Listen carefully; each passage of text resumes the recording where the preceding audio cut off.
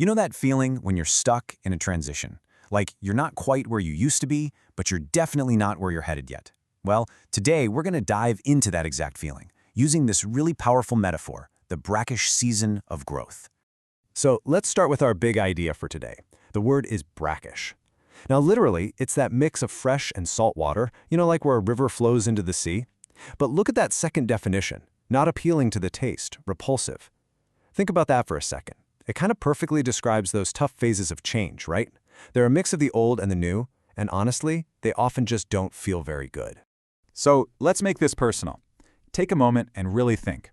When have you felt stuck in one of these seasons? Maybe it was right after you finished school, or when you were starting a new career, or even going through a major personal shift. That feeling of being in limbo, that's exactly what we're talking about today. What's so wild about these moments is how they feel like two opposite things at once. On one hand, they're completely overwhelming, but on the other, they are just overflowing with potential. It's like you're standing on a tipping point and you have no idea which way things are going to go. That weird mix of anxiety and excitement is what makes it all so powerful. And this brings us to the big choice, right? The core dilemma. Are you going to back away from all that discomfort, or are you going to push forward just a little more to see what's on the other side? That's really the fundamental question we all have to face in these moments. Sometimes, though, it doesn't even feel like a choice. These transitions can feel like these massive currents that are just too big to ignore. You get swept up in them. You might not get through it fast, but you know you have to see it through because it's tied to something really important to you. Okay, but here's a really crucial point. This isn't about just blindly pushing harder and harder. There's a real risk here. If you completely overdo it and you fail, that rebound can be, well, it can be pretty intense. The real trick is to find your own personal limit and know when maybe it's time to find a different way forward. And this is where the whole idea takes a really interesting turn. What if those walls we hit, those limitations, what if they aren't actually the end of the road? What if there's something else entirely?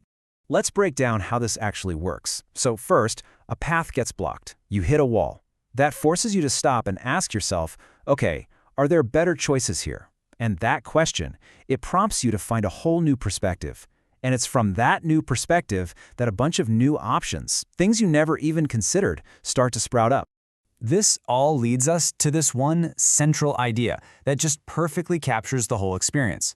Growth often tastes strange before it tastes right. Just let that sink in for a minute. And this just nails it, doesn't it? It means that strange, brackish taste, that uncomfortable feeling when everything is new and mixed up and uncertain, that's not a sign you're failing. It's the exact opposite. It's the fertile ground where all the good stuff, learning, creativity, and real lasting change actually begin.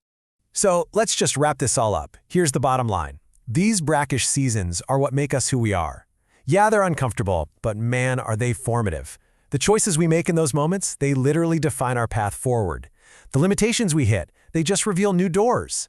And that weird, strange taste of uncertainty, well, that's just the taste of growth itself. And that really brings us full circle, back to you. I'm going to leave you with this to think about.